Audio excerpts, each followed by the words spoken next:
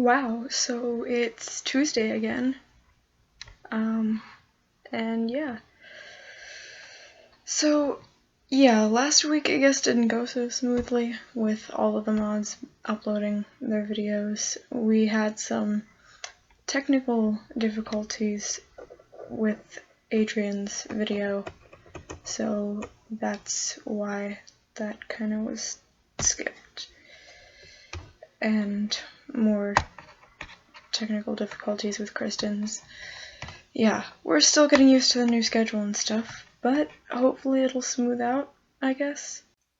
The topic today is creeps and weirdos, which isn't exactly the most positive of things, but I think it's a little more relatable than the last topic, so yeah. I mean, let's face it, a lot of people, when it comes to trans people, can be just fucking creepy. And so this video is dedicated to dealing with everybody's creepy behaviors, I guess. So without further ado, here is a list of the top bingos that trans people receive from cis people and how to counteract them. The top one that I can really speak on is birth names. Now, I had an encounter recently that had to do with this, and it was between this one kid in my gym class and me, and basically went a little like this. So your name's Kilo, but what's your real name? I really don't see why you need to know that. Well, yeah, I mean, I'm still gonna call you by your nickname, but what's your real name? Okay, if you're going to call me by my nickname, then why do you need to know my real name? A lot of people get asked, like, what their birth name is when they meet someone, and it's kind of ridiculous. Like, that's privileged information, and it doesn't matter what their birth name is, because it's not what they want to be called, and why should they have to tell you that when that'll just give you the possibility of looking at them as something they're not? It's really disrespectful. And if they want to give you their birth name, then that is up to them, really. It's their choice. But if they don't want to, you need to respect that decision. And I know curiosity can be a big part of it. I myself have run into people who I know them by a name that is not their birth name, and it is natural to be curious, but you gotta understand that you being curious doesn't trump someone else's need for privacy. That's not at all how it works. You need to be respectful of them whether you're curious or not. Second one on the list is the old genital question, which, wow. So there are a lot of different versions of this, which range from people actually asking what, and just like, okay, but biologically. And the only thing I have to say this is that biology is none of your business. Honestly, that's the biggest thing when it comes to all of these, is that if you don't want to tell someone something, they don't have the right to know, because it's none of their business.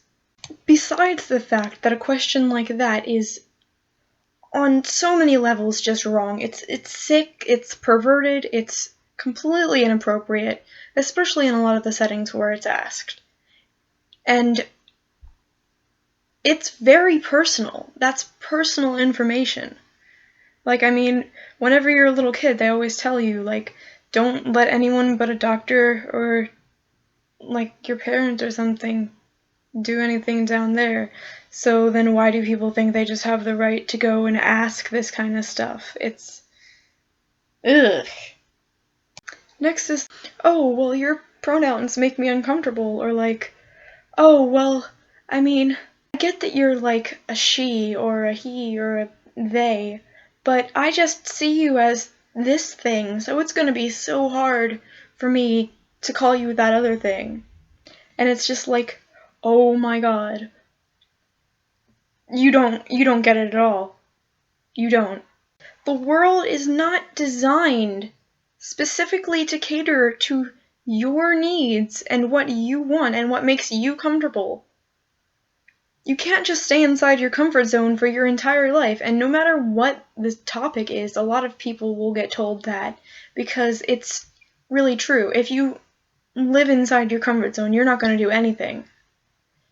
And so it doesn't matter if it makes you uncomfortable to treat someone else with respect, because their respect is more important than you being a little weirded out by having to call them something you're not usually used to calling them.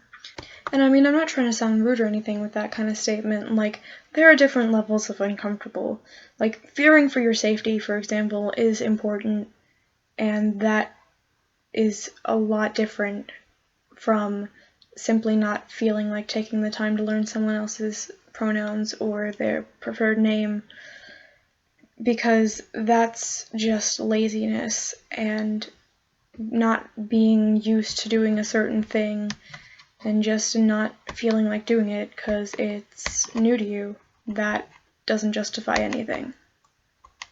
The next one is bingos specifically on non-binary people, which are apparently a lot more common than I had thought. Now, I'm not trying to play a game of who is the most oppressed in the community, but non-binary people are pretty invisible, especially like in the context of the fact that trans people are fairly unknown to, in like comparison to gay people and lesbian people. There's stuff ranging from disrespect to pronouns, with the old, oh, well, they is plural, so I can't use that. Yeah, despite the fact that the American Grammar Society ruled that they could be used as a singular pronoun for those who are neither he nor she. And then there's other ones like denial of our existence. Like, oh, well, non-binary people are just attention seekers, and that's not a real thing. Everybody's either a boy or a girl. Haha, yeah, no, that's... no, sorry. Now that's a topic I might be going into a little more in a different video, but the gist of it is non-binary people have been around since before anyone watching this video was even born, or whenever you think life starts or something. So I don't know where they're getting their facts from, but yeah, they're wrong. There are a lot of others, but the last one that I'll be doing in this video for time's sake is accidental, like, bigotry, misgendering, whatever you want to call it. People seem to get so fussed up, like, whenever someone calls them out or on some kind of shitty behavior, like accidentally misgendering someone or like any other microaggression, really. And I don't know if it's just because they don't want to be seen as someone who could do anything wrong, or like they're trying to deny that they have faults, but it's not cool to like get mad at the other person for calling you out on that. Like, I get it, accidents happen and stuff, no big deal, but you just need to know that that's not cool to do, and that's where the whole someone mentioning it to you thing comes in. But you don't need to, like, make it a big deal. Just say, oh, okay, I won't do that again then, and move on with your life. Just because something's an accident doesn't mean it doesn't hurt or it doesn't matter. That's why people tell you what you did is wrong. I mean, if you accidentally tripped someone and they broke their leg, they wouldn't just not go to the emergency room then. No, it's still hurt, and what you did will still hurt people.